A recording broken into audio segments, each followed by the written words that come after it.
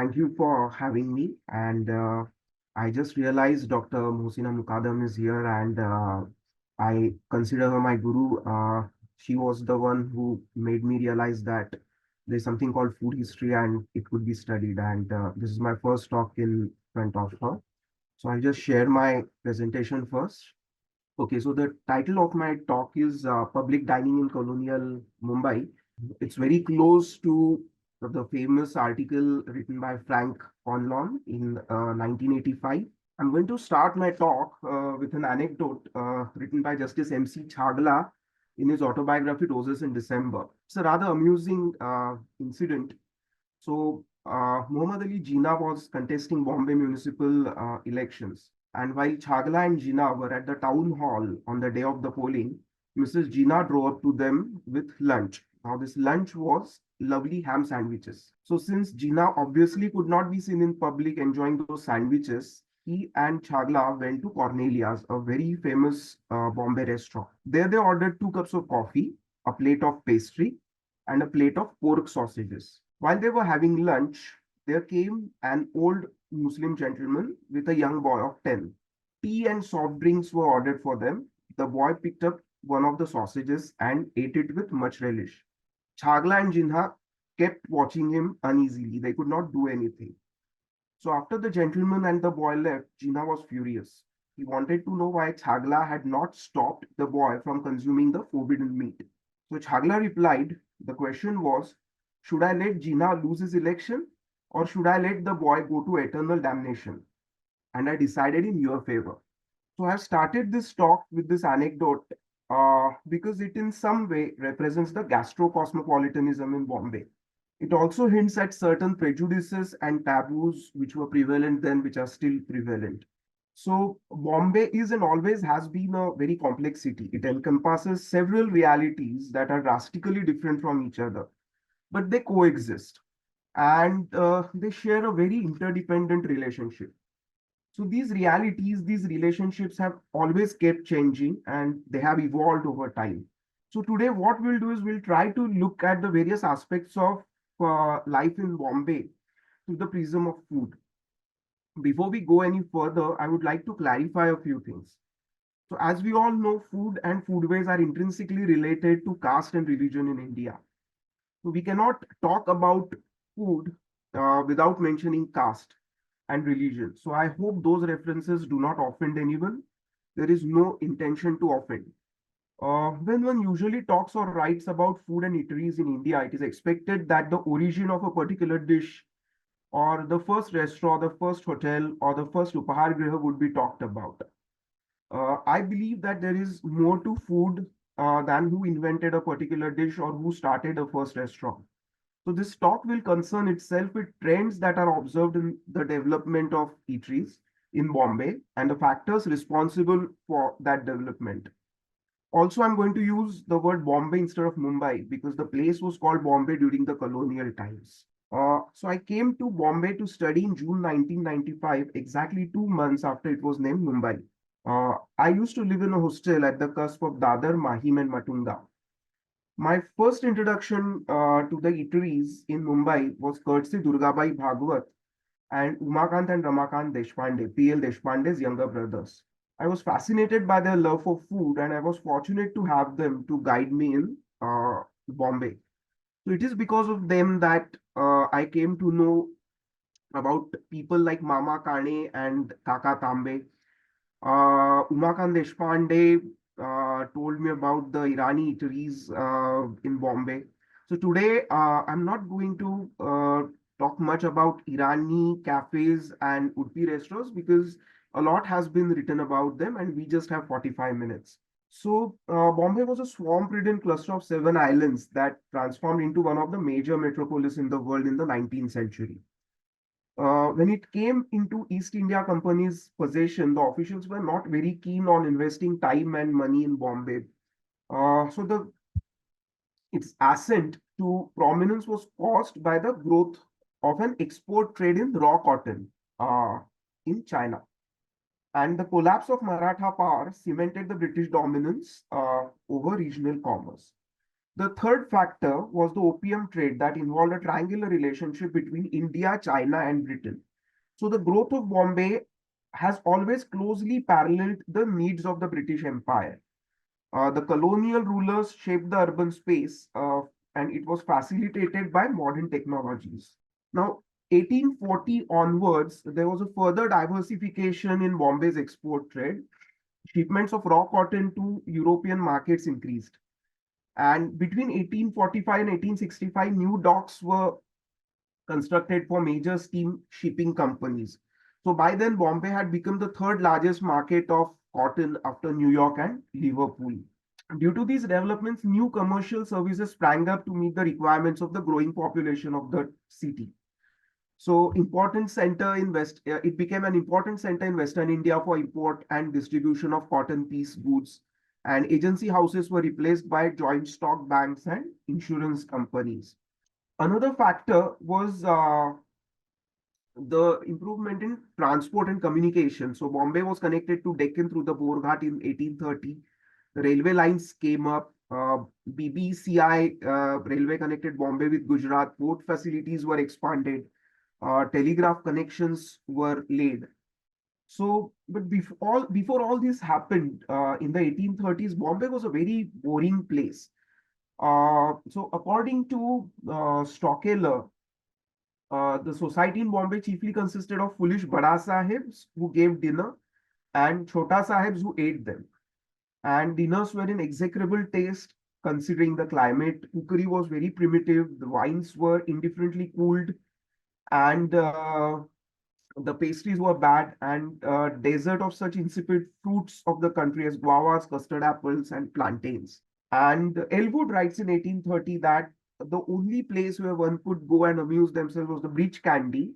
And there was a particular spot where the general rendezvous of the English community took place, where they met to settle the politics of the island and to discuss the affairs of the day.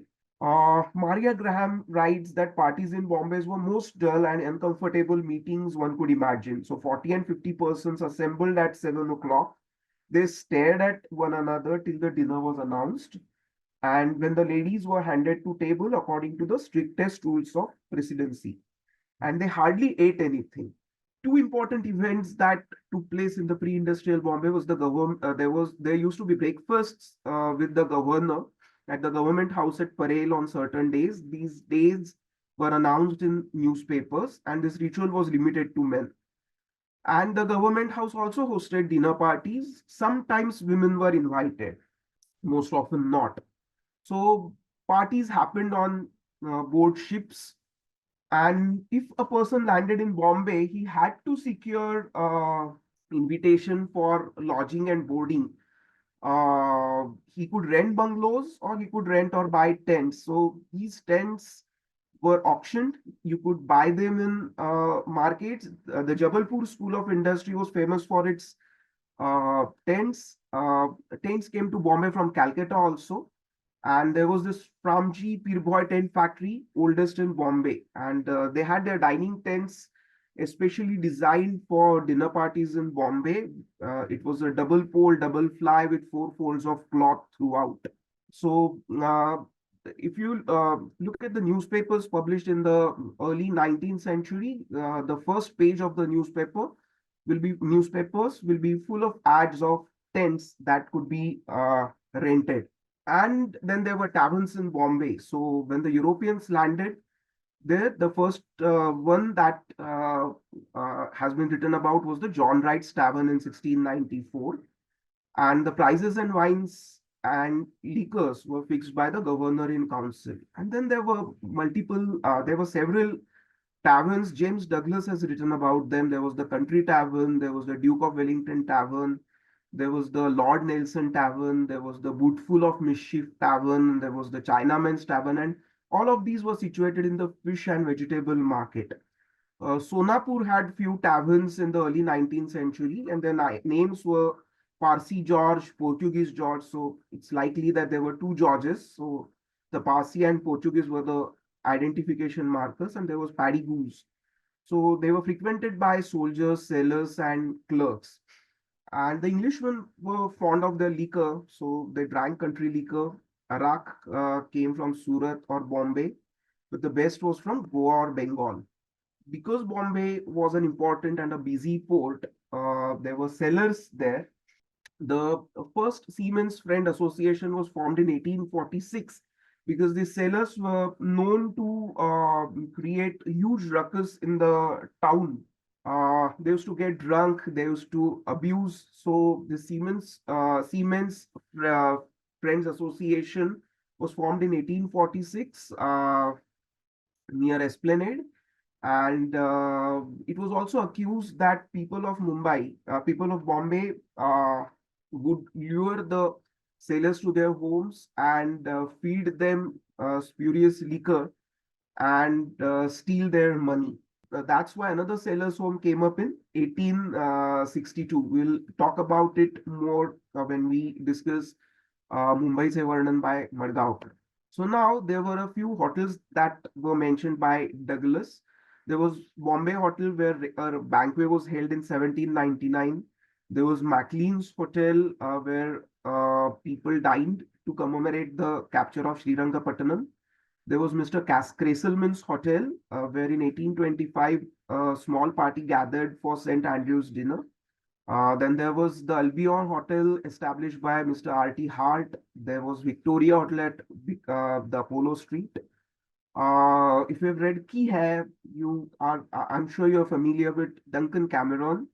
So Duncan Cameron's Bombay Hotel and Tavern was very famous, and there was Smith's Oriental Hotel. Now, this particular hotel was interesting because it allowed its residents to invite guests for dinners and host parties in their dining room, something which was not very common with the other hotels. So the other hotels were limited only to guests who were living there.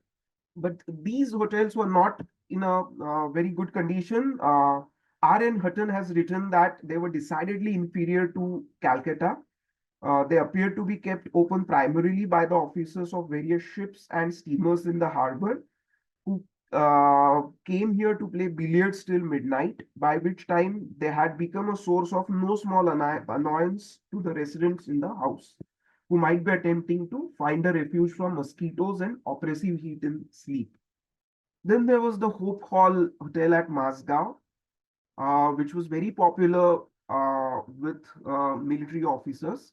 There was British Hotel at Apollo Street, Barnes English Hotel at Military Square, Wellesley Hotel at Chinch Bandar. Now, most of these hotels were managed or owned by Parsi gentlemen. The absence of strict dietary rules enabled Parsis to adopt food as a tool for acculturation with the European population in India. So they ate with fork and knife. The meal was served course-wise and ended with desserts. So even though these hotels were termed European, their proprietorship and management in on several occasions was Indian. And they took great efforts to insist that they functioned according to European standards. Now, in most of the hotels, the entry was restricted to Europeans. In some hotels in Mahabaleshwar and in Bombay, there were separate floors for Parsis and Europeans, but there was a strict racial segregation. These hotels also kept their menu European and they avoided Indian dishes as much as possible. Now, these hotels also employed Goan Christian cooks. So these Goan cooks were not troubled with handling and cooking with meat and drinks. The Goan Christian cooks were known for their culinary skills and were employed by both European and Parsis. Another important hotel was the Adelphi Hotel. It was established by Pestanji Palanji. But before that, Palanji Pestanji, sorry. So before that, Palanji Pestanji, along with Pestanji Mancharji, Sorabji Framji, and Powasji Pestanji, ran the British Hotel. So they dissolved their partnership in 1856, and the British Hotel was sold to Pestanji Sorabji and Company. And then Palanji Pestanji purchased a bungalow in Baikala. It was called Clare Hall and converted into the Adelphi Hotel. So it was one of the first hotels to throw open its dining hall for customers who were not at all staying at the hotel. Palanji Pestanji was also a very famous caterer. He was one of the first caterers in Bombay to own a large scale business. And then there were some clubs. that regularly met for dining. There was Sauce Sushi Club, which was founded in 1785 by Mr. Torin. They dined at Bombay Tavern, and there was Highlands Club. Most of the members of this Highlands Club were Scottish. They didn't. The South Sushi Club was shut down sometime in 1812, and Highlands Club was also shut down shortly after that. So basically, what used to happen was the breakfast hour in most of the families was seldom late than 10 o'clock. And after which the gentlemen of the house went to their offices or occupations, and doors were thrown open to visitors until 2 p.m. Now, this was the time for the tiffin. So it was considered an act of impropriety if a lady invited any gentleman who was not known to her, who was not related to her, or who was not a friend of her husband's. So, so what happened was men would just leave their offices, go to their homes, and their guests or their clients would be left behind in the offices, and they did not know where to go and have their lunches because most of the hotels, as we've already talked about, they did not allow visitors, and they had fixed lunch hours. So that's how Baikala Club came into existence in 1832. So Sir John Malcolm had been to London in 1824, where he promoted and became the first chairman of the Oriental Club. And he suddenly came back to Bombay again in 1827. And by that time, clubs had already been established in Calcutta and Madras. The opposition to clubs in India uh, had diminished, and people realized that there was a need for a good European club in Bombay. Sir William Newnham took the initiative, and Baikala Club came into existence on 1st September 1832. Samuel Shepard has written a beautiful biography of the club, which is available on archive. So this was the dining room. It employed French cooks and Italian confectioners. So there were other clubs like the Wellington Club, the Royal Yacht Club, the Connaught Club, the Bombay Club. The Connaught Club and the Bombay Club were most often mentioned in guidebooks. All the clubs except the Wellington Club were strictly limited to Europeans. Only Wellington Club was a mixed club. Bombay had a motley character of population. So there were Hindus and Muslims, and there were many castes and communities. There were Afghans, Persians, Arabs, Turks, Malays, Chinese, and Abyssinians. There were Jews, Armenians, native Christians, Parsis, English, Italian, Portuguese, Greeks, Dutch, and Indo-Portuguese. There's this wonderful book called Jane Bombay. It has Niles Green has written a wonderful book called Bombay Islam, and he mentions this book several times. So there were several communities of Muslims living in Bombay. There were Arabs, Turks, Iranis, Turanis, Siddhis, Hindis, Kabulis, Kandaharis, Punjabis, Kashmiris, Multanis, Malbaris, Gujaratis, and so on and so forth. So Bombay was a very multicultural town, and the communal attitudes and occupations were related. So the Bhandaris brewed toddy, and they owned several non-vegetarian eateries. Muslims monopolized the butcher trade. Karhade Brahmins worked as cooks in Brahmin households. Goan Christians were employed as cooks in European and Parsi households. And then the Saraswat Brahmins from Goa were discriminated against. We'll talk about this later. So, and most of these communities, they had their own eating places in the 19th century Bombay. The Chinese had an eatery near Kamathipura called the Lokjun. It's supposed to be the one of the oldest Chinese restaurants in Bombay. The Armenian community owned a couple of coffee shops. In the pre-1860 Bombay, the pre-industrial Bombay, one of the best biographies of Bombay has been written by Govind Narayan Madgaonkar. So he mentions 28 European lodging and boarding houses, which were situated in Fort, Baikala, Mahalakshmi, Masgaon, Girgaon. There were inns for Muslims in Dongri, Bhendi Bazaar, and Fort. Samuel Edwards has also written about Bhatar Khanas, which were adjacent to mosques where Muslims frequented. And then there were eateries for sellers. So these eateries for sellers were located in residential settlements near Dhobi Talao, Kalba Devi, Pulbhat, Bhendi Bazar, Hanuman Sheri. They were moved to Duncan Road in 1840s, early 1840s. So there used to be different flags fluttering on each house, and a board was affixed indicating the name of the owner of the eatery. The sellers would roam on the streets, and some of these eateries were in Hindu colonies also. And the sellers were served liquor, meat, bread, roti, tea, coffee, or anything else they wanted. They had to pay from 1 rupee to 5 rupees per day for food, and these rates were quite steep for that time. And there were around 30 to 40 such eateries in Bombay, and they were run by Parsis, Muslims, Christians, and Englishmen. And then there were Anna Chatras, which he calls as khanavals.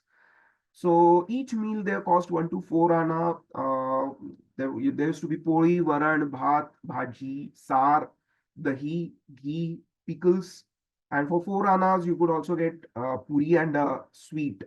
So while we're talking about food, I would just like to digress a bit, and talk about the street food that has been mentioned by Edwards. So he mentions the batase wala, the batasas were sold by Marwadis, and there used to be cocoa cakes. They were dressed in red lungis, and they used to wear white cotton jackets, and they also used to sell bajri and chawal, and there were sellers of malpua and jalebi, which people had for breakfast. So these were Hindus from Kathiawad who would cater for early breakfast. And then Baluchis and Makranis bought ghee and flour, and they were given to bakers who prepared daily breads for them. And in the Muslim quarters, crowds entered cook shops and sharbat shops. So there were coffee vendors, and it was a characteristic feature of the Muslim quarters of Bombay. So they were Arabs or Africans or of Egyptian origin. He says that there had been a boon to many poor men anxious to earn a livelihood. So he writes that carrying in his hand a large number of small coffee cups, fitted one within another, the coffee wala strikes them together like a string of castanets, while in the left hand he bears a portable stove-like article on which rests his tin or copper kettle. Now we move on to industrial Bombay. So Powashji Dawar formed the Bombay Spinning and Weaving Mill in 1854, and after that, Bombay became a true center of cotton and textile trade after 1860s. And in 1861, there was the outbreak of American Civil War, and there was exponential increase in Bombay's exports of raw cotton to Great Britain. 60 mills were opened between 1870 and 1890. The opening of Suez Canal in 1869 also contributed to this boom. And because of the textile mills, allied industries also uh, uh, allied industries also were floated in Bombay. There was leather industry, there were sawmills, there were railway workshops, banking flourished, and this resulted in a population growth. So these are the numbers. I'm not going to get into numbers, but you can see that between 1833 and 1891, the population of Bombay uh, increased 4 times. The only time it decreased was after 1864, after the debacle of the cotton market and the share mania. Unlike smaller cities, not all Europeans in Bombay lived in the cantonment. They lived in the city and the suburbs, but still maintained segregation from the natives. So in Delhi and Pune, the British had developed new extensions to the already existing old historical cities. So there was the colonial civil station, which was detached from the native city and the cantonment. So in Bombay, because there was no historical architecture, they could utilize the space as they wanted. So at the end of the 19th century, city's central business district had 63% of all Europeans and 52% Parsis. And these two communities lived mostly near Dhobitala, Walkeshwar, or Mahalakshmi. Hindus predominantly lived in the western parts of the city, while most Muslims lived in the eastern part. So this expansion of textile mills created a new working class in. So the number of workers employed in these mills was in thousands, and it was 6557 in 1865 that rose to almost 2 lakhs in 1945, and women constituted 20 to 25% of the workforce. There was this disproportionation between the number of men and women in Bombay. In 1872 there was 612 women for 1000 men, and in 1931 there were 554 women for 1000 men. There was a huge need for eateries because these men had to be fed. At the same time, spread of Western education had created a middle class in Bombay. So a diverse set of consumers created the demand for public eating houses. At the same time, in the late 1850s, it was prohibited to erect temporary bungalows on the esplanade or to pitch tents there. So one had to find accommodation at one of the hotels or at Baikala Club. And that's how new hotels came into existence, the most famous being Watson's Esplanade Hotel. In 1870, there was the Clarendon family hotel, there was the Fort Hotel, London Hotel, the Prince of Wales Hotel. They all had private dining rooms where one could host private dinner parties. Then there was the English Hotel. Uh, the English, so this is a curious case, not a curious case, but this is an example where, the English hotel always boasted that the proprietor had arranged for the management of the hotel being carried on under European superintendence, so which was a norm then. So, uh, most of the hotels, they tried really hard to declare that their management was European, or their cooks were from French or Italy. So the English hotel never failed to mention that it employed staff that could speak languages like French, German, Italian, and Spanish. In fact, I've come across a couple of ads that were in French and German. Uh, so then there was this Imperial Hotel in Nesbit Lane, which was run by Indians like Rustamji, Framji, but they also assured their patrons that they were run by strict European standards. So this Imperial Hotel had Louis Blanchet, who was a cook and steward at the Baikala Club. One important event that happened in the 1860s was the establishment of Jerusalem Coffee House, a branch of Jerusalem Coffee House in Bombay. So it indicates the growing influence of the city in international commerce. So Jerusalem Coffee House was one of the oldest newsrooms in London. It was situated in Cornhill, and it was a hub for business in Indian subcontinent, China, and Australia. So it after the commercial boom, it opened a branch in Bombay. But I think it was shortly because I have not been able to find its mention after 1872. And then there were Christian coffee houses. So these Christian coffee houses operated as a base for temperance societies. Uh, uh, these coffee houses campaigned against consumption of alcohol, and these were the centers for evangelism in Bombay. So there were Christian coffee houses run by the American missionaries, and there was a Christian coffee house run by the Scottish missionaries also.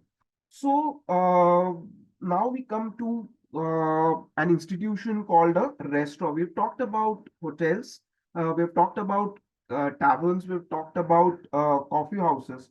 So a restaurant was a relatively new institution in Europe. Most modern restaurants were opened in Europe and US in the mid 19th century.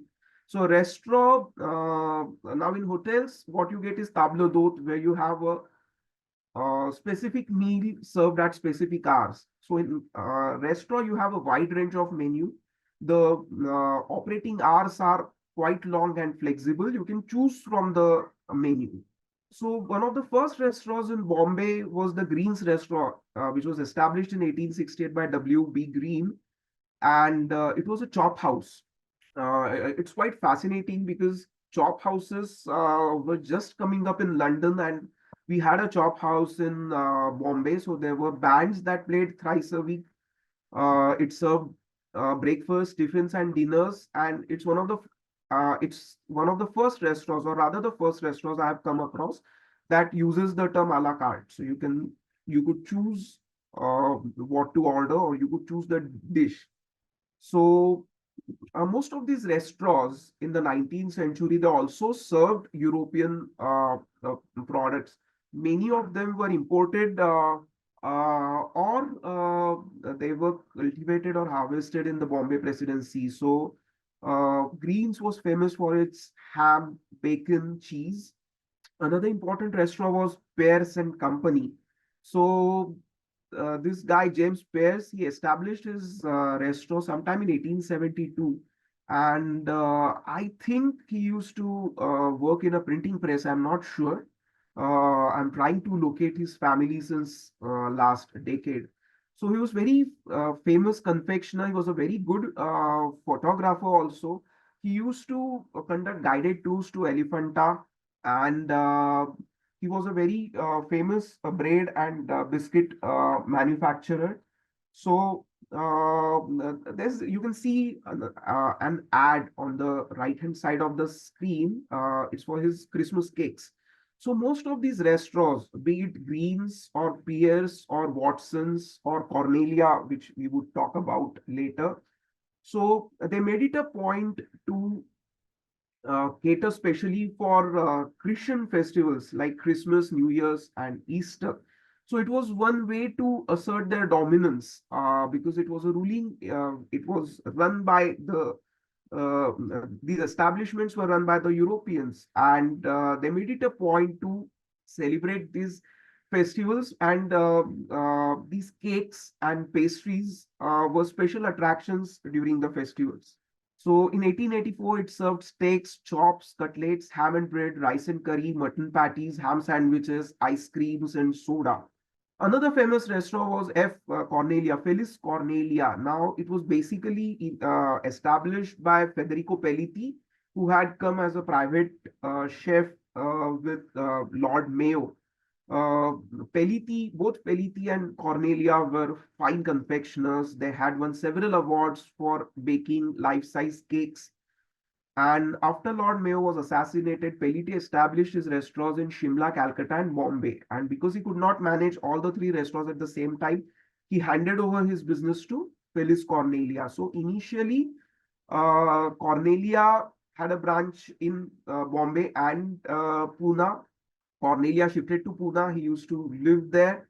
He used to cater for parties. His cakes were really famous. And sometime in early 20th century, he sold off his restaurant to two German gentlemen. So after that, this particular restaurant changed hands several times, and I have not been able to uh, locate the family. I'm in touch with Peliti's family, and both of us are trying to look for Cornelia. So, Cornelia was famous for his wedding cakes, Italian, French, and English cakes. There were sweets of endless varieties. There was meringues, there was torta borosy, there were macarons, there were cannoli, there were almond chocolates, nougats, pralines, crystallized fruits, fondants, and whatnots. Ice creams were also famous.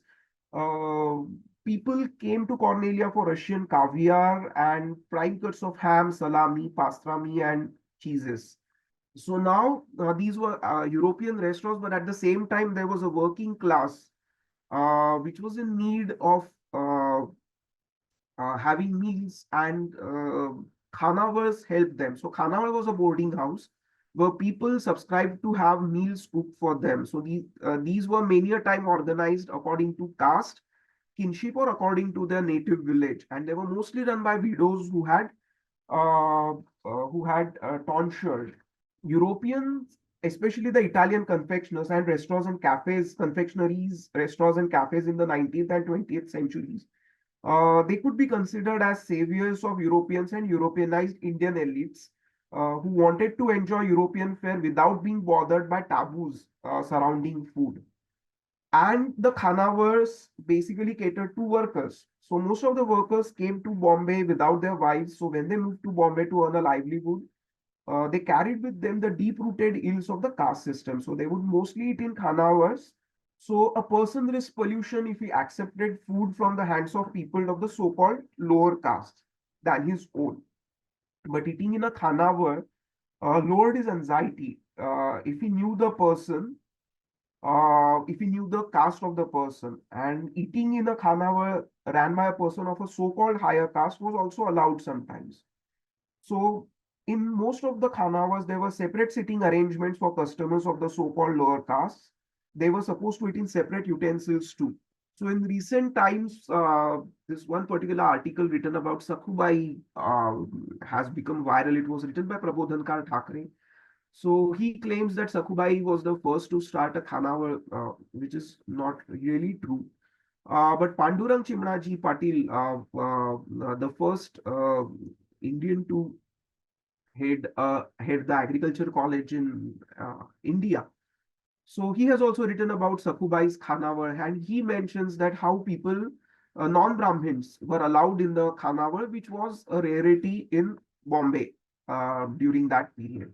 The commensality, or in Marathi, Pankti Prapancha. So Hindus followed minute rules regarding restrictions on feeding and social intercourse.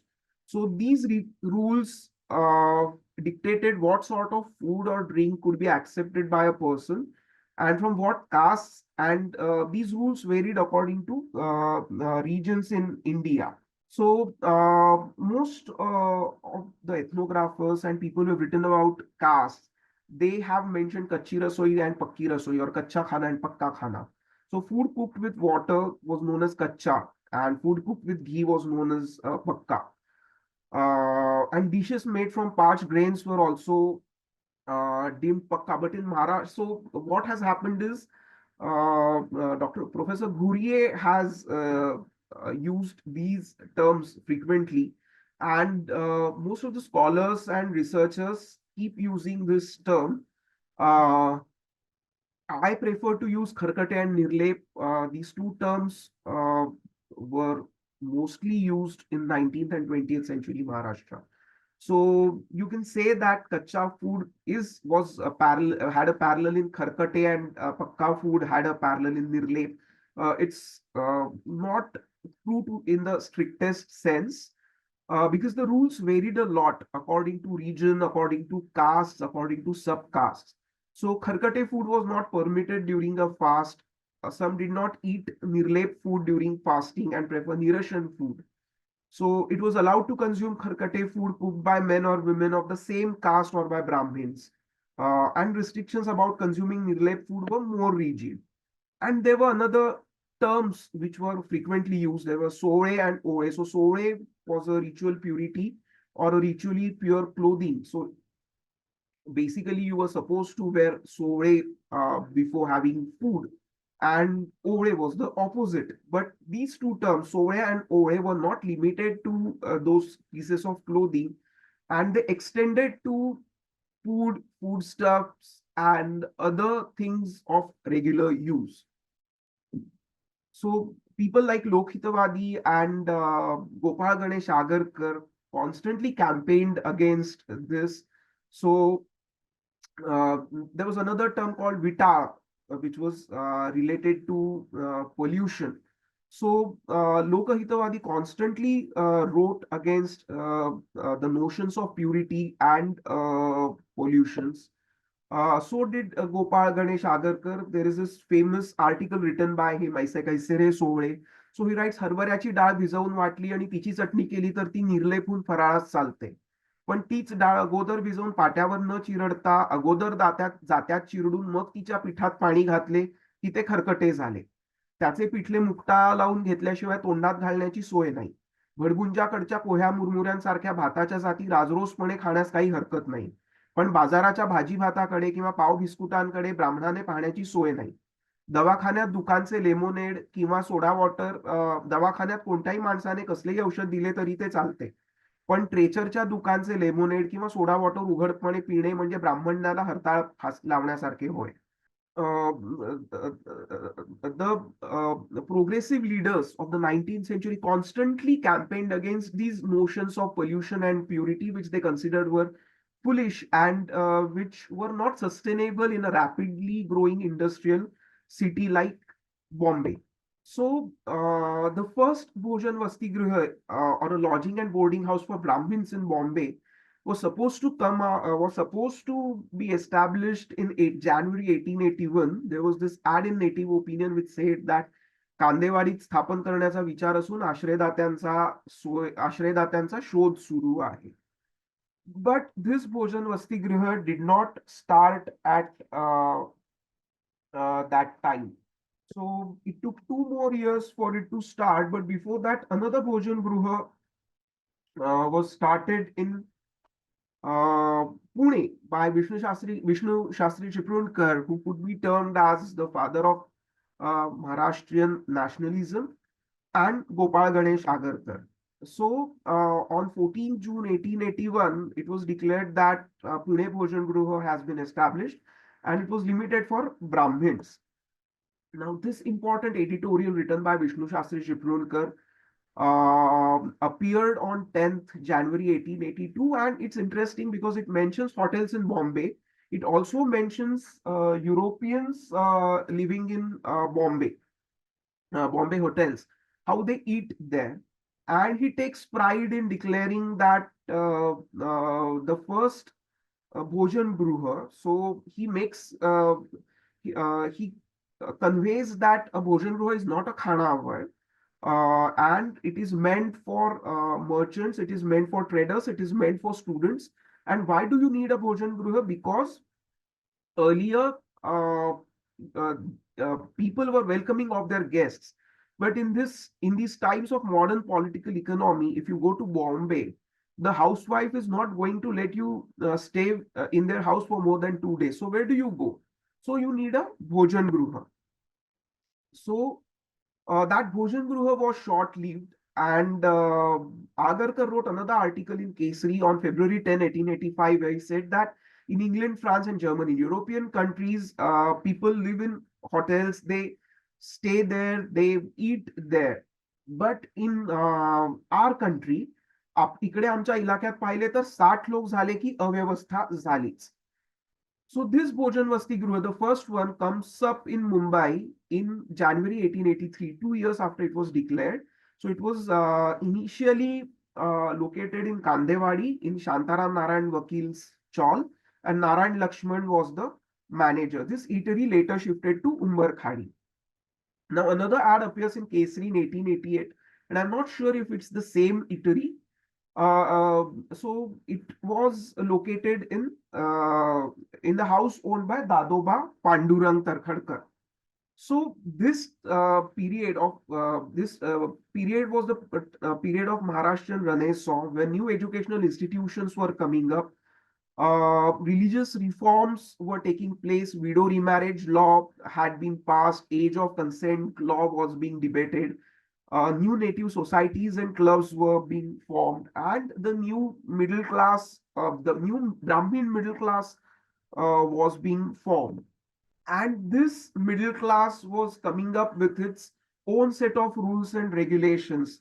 New Marathi cookbooks were being written. Supashastra and Godavari Bai Pandit came up with her own cookbook, and Parvati Bai Yevande wrote a cookbook, a non-vegetarian cookbook. Sangeet Nataks were being staged. New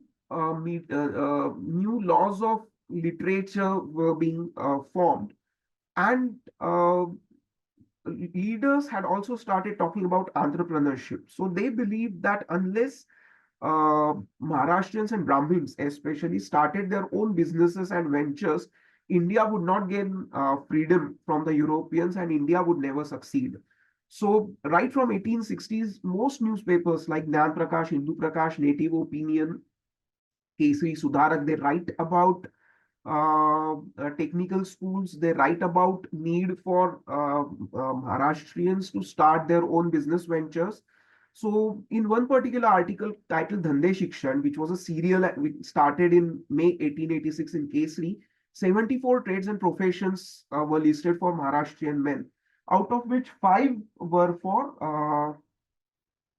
related to food. There was Pithachi Yantre, there was मेवा मिठाई संबंधी, there was Loni and तूप काढणे, फळाचे मुरावळे, jams, and खाण्याचे निर्लेप पदार्थ तयार करणे. Now, most of these articles, whenever they listed trades and businesses, they rarely mentioned anything related to, because selling food by Brahmins did not have religious sanctions. So Agarkar in 1887 wrote an article where he says that हा चमत्कार काय आहे की हा धंदा white आणि कमी अब्रूचा अशी समज आपल्यात आहे. आपले लोक 12 रुपयाची कारकुनी करतील, but they won't get into the business of eateries. So he says that it's a very profitable business venture and people should start their restaurant. So he constantly says that पुण्यासारख्या शहरात एक टोलेजंग hotel उभे राहून त्यात बाहेरगावच्या लोकांची चांगली सोय होणार आहे. So there were three magazines which wrote about entrepreneurship, but they also wrote about the business of food. The first one was Udyam, which was published from Nagpur. There was Dhande Shikshan from Kolhapur. And the third one was Kirloskar, which was published from Kirloskar Wadi. Most of their articles were related to opening of khanavals, the cleanliness and hygiene in khanavar, and the opening of bakeries. The first restaurant, elite restaurant, it could be said, that came up in Bombay was Sardar Griha, which had its root in Pune, and it was started by Vishwanath Keshav Salvekar. Now, Vishwanath Keshav Salvekar was a trader who dealt in books. He sold clocks and he sold dhotis. And in 1892, he started Annapurna Griha in Budhwarpet, Pune. So Vishwanath V.K. Rajwade was a regular patron there, and it was initially meant only for Brahmins. So afterwards, he shifted to another location during the plague pandemic, and then he named it Sardar Griha, and from there, Sardar Griha was open for Brahmins as well as non-Brahmins. So most of these khanavals and upahargruhas that came up in the late 19th century and early 20th century, they catered to students because university exams were used to be held in Bombay. So Sardar Griha basically sought to imitate elite European restaurants. There used to be silver cutlery, and as the name suggested, it is where it was a residence to people like Chhatrapati Shahu Maharaj and Sardars and Sansthaniks. So it also catered to middle class that was trying to break the social barrier by dining at these elite spaces. And then we have Upahar Grihas, which were alternatively called as Vishranti Grihas and Shudha Shanti Bhavan. Now, in some cases, there's a thin boundary between Upahar Grihas and Khanavas. So they were meant to provide clean and simple food for the middle class. And they made it a point to mention the name of the owner so that it was known that what the caste of the person who ran the Upahar Griha was.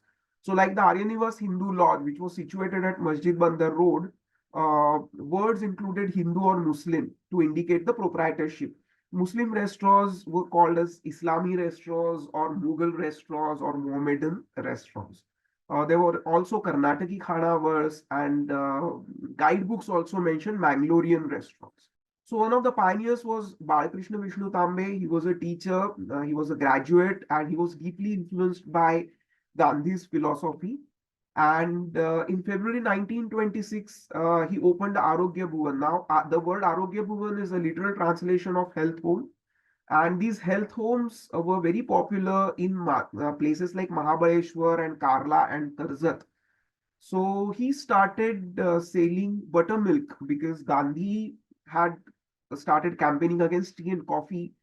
And Gandhi was talking about buttermilk, and Tambe basically started with buttermilk, and he was an innovator. He experimented a lot. He sold several beverages. One of them was called Gandhi Pear, which was endorsed by Mahatma Gandhi himself. There was also Gandhi coffee. So Gandhi Pear was the tea made up of wheat grass. So there was some interest, there was some important upahargras. There was Madhavrao Bhatt's new Madhavashram. It was initially called Swachha Upahargruha, and he started that in a predominantly Muslim area. So he had a separate area in his restaurant for Muslim customers where he served dishes like puri bhaji, which were not usually sold in Muslim restaurants. And he was one of the first to serve drinks manufactured by dukes. There was Mama Kane यांचे स्वच्छ उपहारगृह, which was one of the first upahargrahas to sell batata vada. There was Madhavashram, there was Virkar's upahargriha. At Madhavashram, the cooks wore a sole, the silk clothing while cooking. There were two separate pangats in separate rooms, one with sole and the other without. So there were certain fears and prejudices which were associated by these, which were associated with these upahargrihas, because there was a constant tussle between novelty and tradition. In Hindu Dharma Shastra, it was the duty of a man to feed his guests. He was also prohibited from selling foodstuffs, especially milk, curd, buttermilk, butter, ghee. So because food was not sanctioned by selling of food was not sanctioned by religion, it was difficult for the business to gain support from the people. Now there were certain dietary rules that were used, observed to avoid pollution. A man could be thrown out of his caste if he broke the rules. There was this famous tea party that happened in 1890s in Pune, and people like Gopal Krishna Gokhale, Gopal Ganesh Agarkar, Lokmanya Tilak, Mahadev Govind Ranade, who's who of Pune and Bombay, who's who of Pune were basically involved. And Lokmanya Tilak kept writing about the issue for almost 2 decades, and he had a long-going debate with several Sanatani leaders and religious leaders like Bhimacharya Zhalkikar. So Tilak had argued that there is no sanction. A person cannot be punished if he consumed food from a Brahmanetar, a non-Brahmin person. So Bhimacharya Zhalkikar came up with references from texts like Manusmriti and Yajnavalkya Samhita and Apastamba Gruhya Sutra. So these discussions went on for a really long time. And according to N.R. Phatak, in one of his articles, he writes that because of this fear of pollution, the Chitpavan, Deshast, and Karhade Brahmins avoided living in Mumbai because they feared that their dietary practices could be broken. So there were also the issue of hygiene, sanitation. These places were deemed dirty, and there was absence of the educated class in the restaurant business because educated people did not venture into the running or upahar grihas. It was considered below dignity. So Kaka Sahib Gadgil, when he passed his law exam, he went to an upahar griha and an Irani restaurant because he thought that it would not look good visiting a restaurant after he became a lawyer. Uh, at the same time, there was this unification of Brahmins movement that had gained momentum in Maharashtra. People like Mahadev Shastri Divekar, Raghunath Shastri Kokze, Lakshman Shastri Joshi, they belonged to Pradnyapat Shala Vai. And they wanted all the subcastes of Brahmins to come together. So their project was basically to unite all the subcastes of Brahmins first, then Brahmins and non-Brahmins, then Hindus and non-Hindus, and then establish world peace. So it was a very interesting project. But Mahadev Shastri Divekar and Kokze Shastri constantly wrote about the Brahmins and non-Brahmins dining together. Mahadev Shastri Divekar made it a point. There was this term called Pankti Pavan Karne, where people of subcastes could eat together. So every year he would make efforts to make certain castes Pankti Pavan. For example, at the Brahmin conference held in 1938 in Akola, 27 castes were made Pankti Pawan, include for example, Lad Brahmins could then were made Pankti Pawan. Now, these efforts had happened in Bombay before. There was Paramhans Sabha, which was established by Dadoba Pandurang Tarkhadkar and his friends in 1849. After that, there was Aryan Brotherhood, which started in 1906 and then again in 1914. In one of so the Paramhans Sabha was short-lived because it was a very secret society, and members were supposed to dine together. And there was a controversy where there was a danger of the names of the members being leaked to a newspaper arose, and the Sabha was permanently shut down. The Aryan Brotherhood had an intercaste dining in 1914, where people like Thakkar Bappa and Balu Palwankar, who was a great cricketer and one of the most important Dalit icons in India.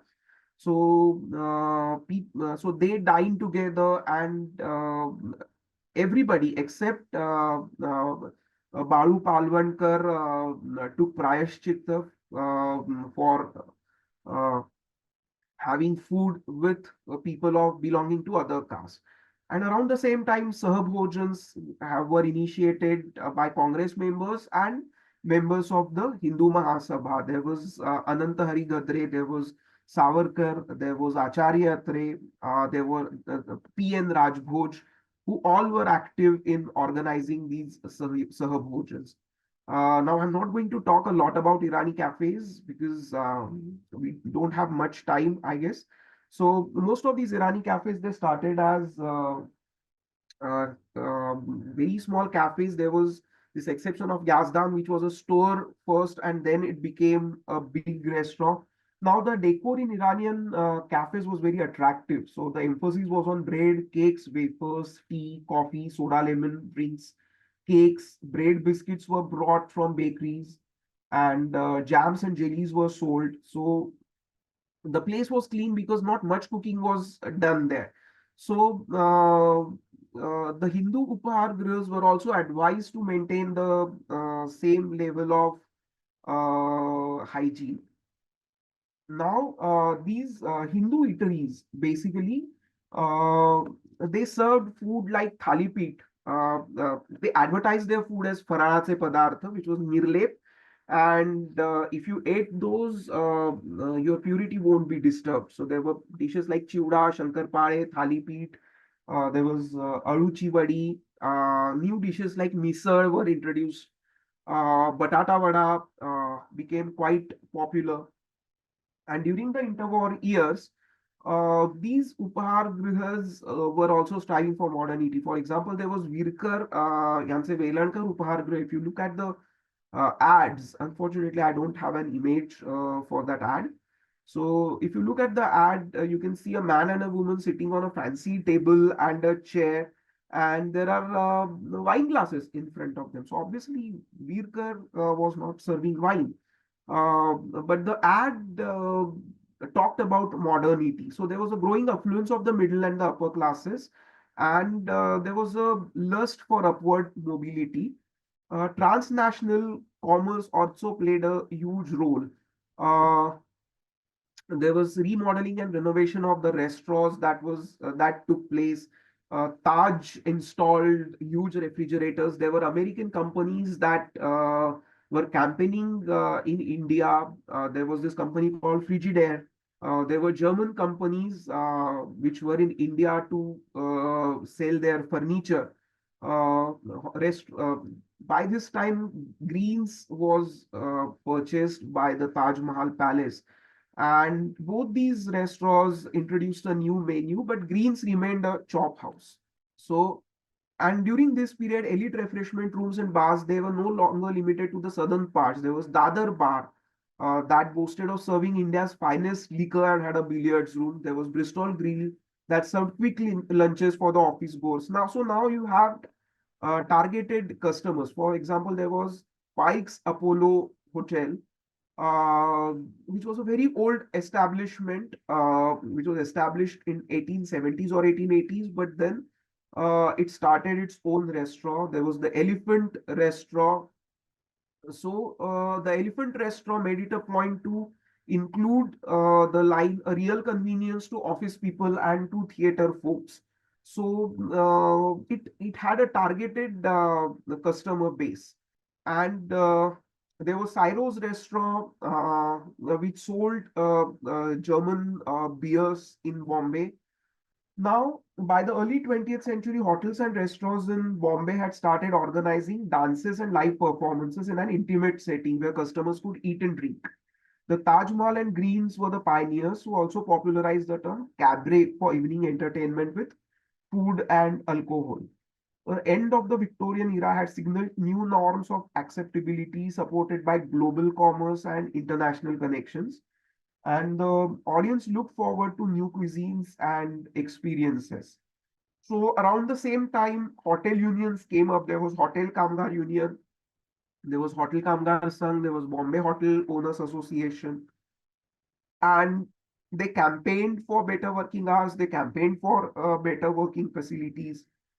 So by this time, migrants from North India had opened stalls that sold pakode, dahi vada, and lassi.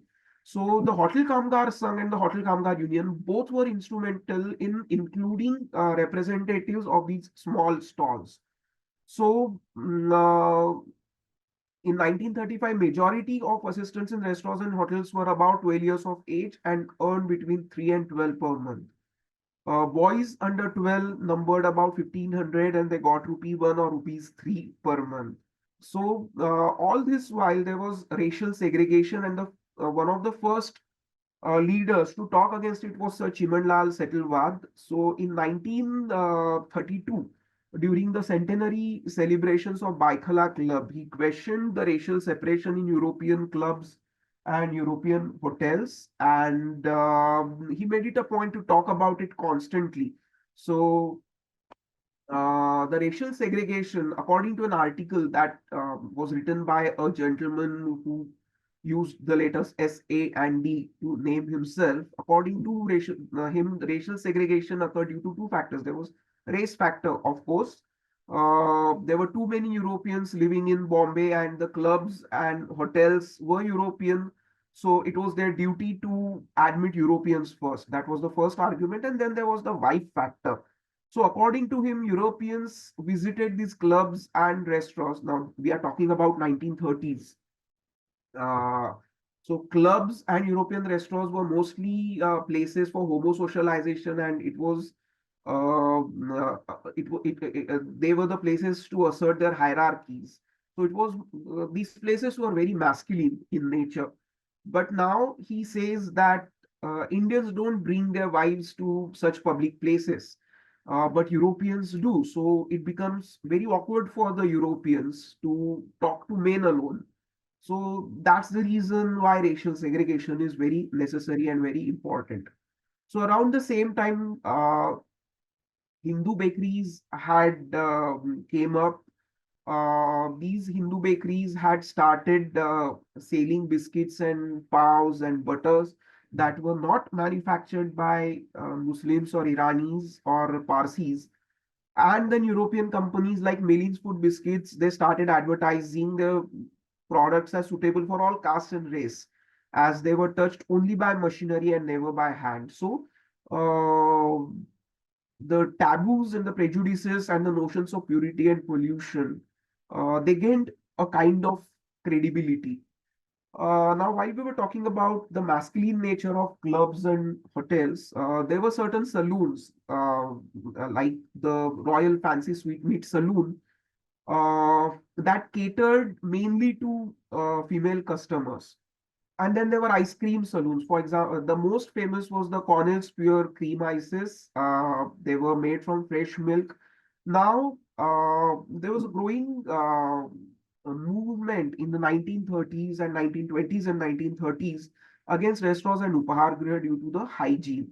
So in Maharashtra, if you read Lakshmibai Dhurandar's introduction to her cookbook Gruhini Mitra, she has written about निकृष्ट दर्जाचे खानावळीतले खाणे. And the Renaissance movement in Maharashtra was deeply related to the notions of masculinity and power. So, right from 1860s and 1870s, it was contended that Indians were very weak. They were rice eaters.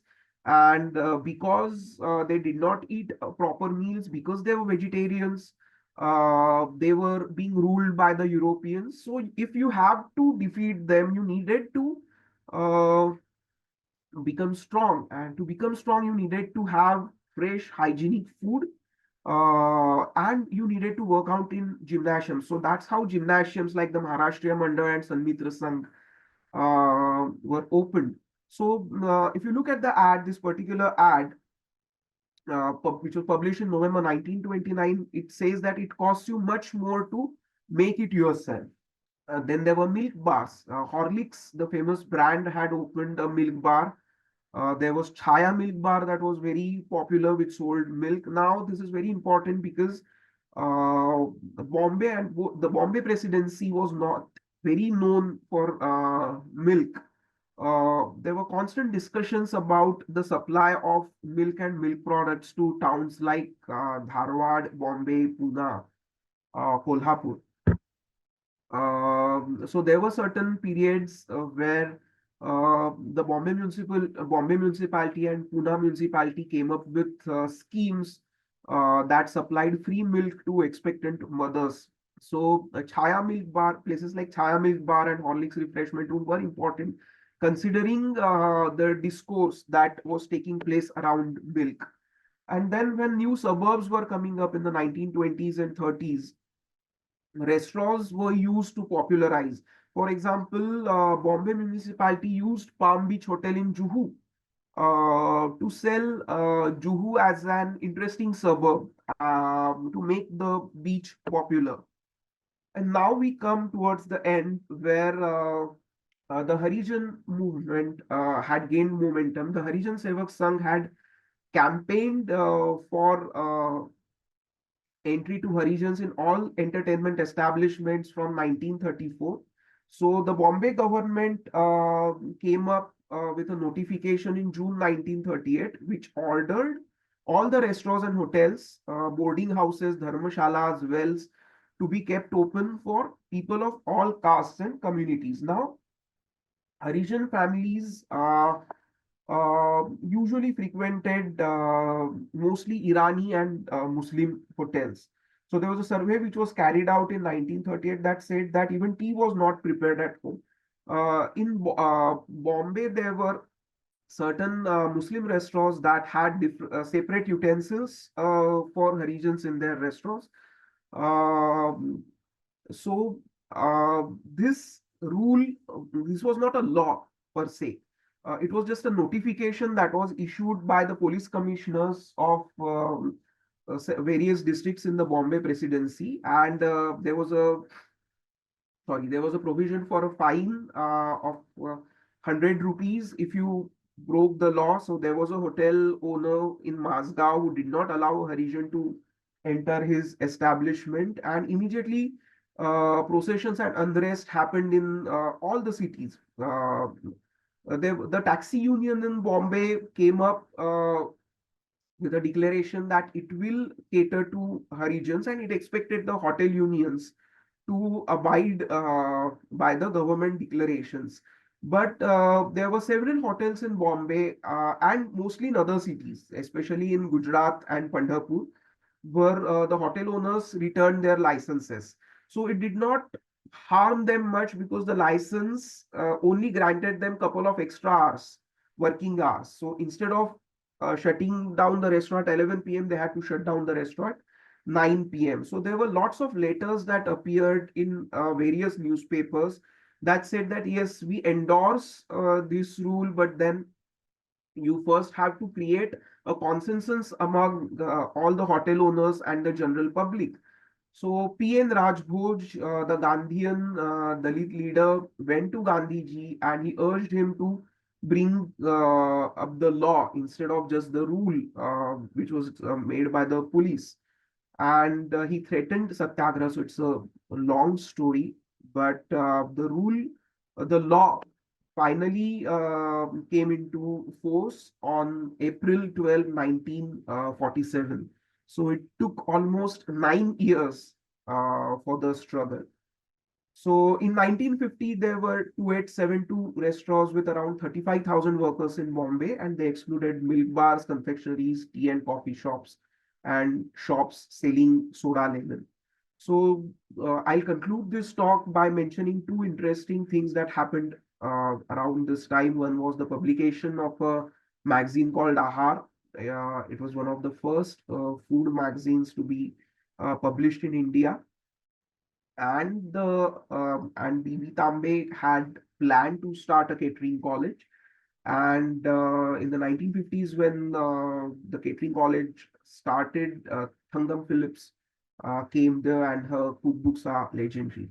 So yeah, that's about it. I'm grateful to all these institutions and organizations and libraries for providing me with archival material. I would have loved to talk about Urpi restaurants, Irani cafes, but then some other time. So thank you.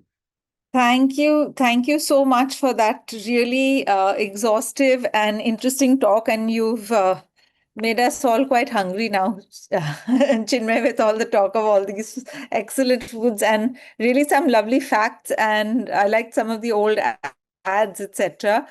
So thank you for doing this again. And I'm just going to see if there are a couple of questions. There were one or two, I think. There was one by Yashpal that said, is Wellington Club the same as the Willingdon Golf Club, or is it a different one? No. It's a different one. It's a different one. Okay. And then there was another question whether tiffin referred to was that considered to be lunch? Yes. And I think somebody has said yes. Yes. And Captain Mohan Narayan had said that a likely source of the 1910 cookbook Gruhini Mitra was by Lakshmi Bai Durandar. Yes. Okay.